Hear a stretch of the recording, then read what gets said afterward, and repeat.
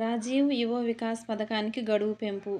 రాజీవ్ యువ వికాస్ పథకానికి వీలైనంత ఎక్కువ మంది అర్హులైన యువకులు దరఖాస్తులు చేసుకునే విధంగా చర్యలు తీసుకోవాలని రాష్ట్ర ఉప ముఖ్యమంత్రి మల్లు భట్టి విక్రమార్క అధికారులను ఆదేశించారు.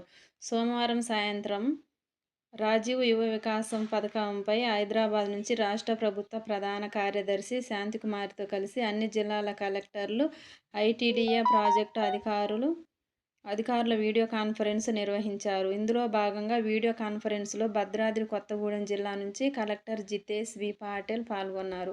ఉప ముఖ్యమంత్రి భట్టి విక్రమార్క జిల్లా కలెక్టర్లు పలు సూచనలు చేశారు. అర్హులైన వారు ఏప్రిల్ 14 అంటే ఈ నెల 14, 2025 లోపు దరఖాస్తు చేసుకునే విధంగా అధికారులు నిరుద్యోగ యువతకు అవగాహన కల్పించాలన్నారు. 50,000 రూపాయల లోపు రుణంకు 100% మాఫీ, ₹1,00,000 లోపు రుణంకు 90% మాఫీ, లక్ష నుంచి 2 లక్షల వరకు 80% రాయితీ, 2 లక్షల రూపాయల నుంచి 4 లక్షల వరకు 70% రాయితీ లభిస్తుంది. రాయితీ పోను మిగిలిన మొత్తాన్ని బ్యాంకు లోన్ల ద్వారా అందిస్తారు.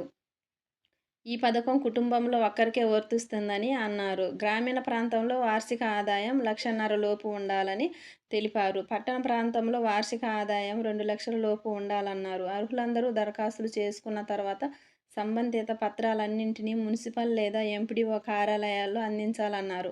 అలాగే ఆన్లైన్ దరఖాస్తులు చేసుకున్న తర్వాత కలెక్టరేట్ కార్యాలయాల్లో, ఎంపీడీఓ ఆఫీసులలో, మున్సిపల్ కార్యాలయాలలో ప్రజాపాలన హెల్ప్ డెస్క్లు ఏర్పాటు చేసినందున అక్కడ ఉన్న సిబ్బంది తప్పనిసరిగా ఫిజికల్గా అప్లికేషన్ తీసుకొని కరెక్ట్గా ఉన్నది లేనిది చెక్ చేయాలని అన్నారు.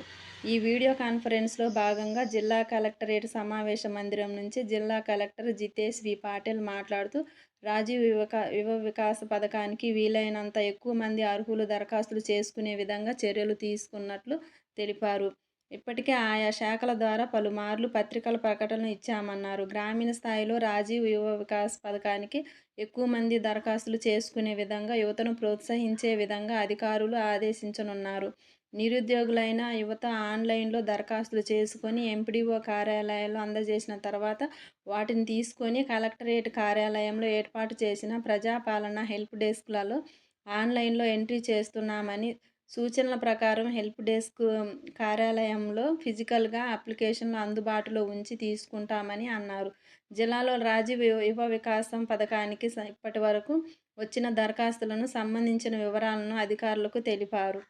ఈ వీడియో కాన్ఫరెన్స్లో జిల్లా బీసీ సంక్షేమాధికారి ఇందిర, మైనార్టీ అధికారి Sanjeeva Rao, SC corporation Upender, SC welfare అధికారి అనసూయ, మెప్మా పీడీ రాజేష్, డిఆర్డీఓ అధికారులు, సిబ్బంది తదితరులు పాల్గొన్నారు. థ్యాంక్ యూ అండి. నా ఛానల్ సబ్స్క్రైబ్ చేసుకోండి. నాకు తెలిసిన ఇన్ఫర్మేషన్ వెంటనే మీకు షేర్ చేస్తాను. Thank you.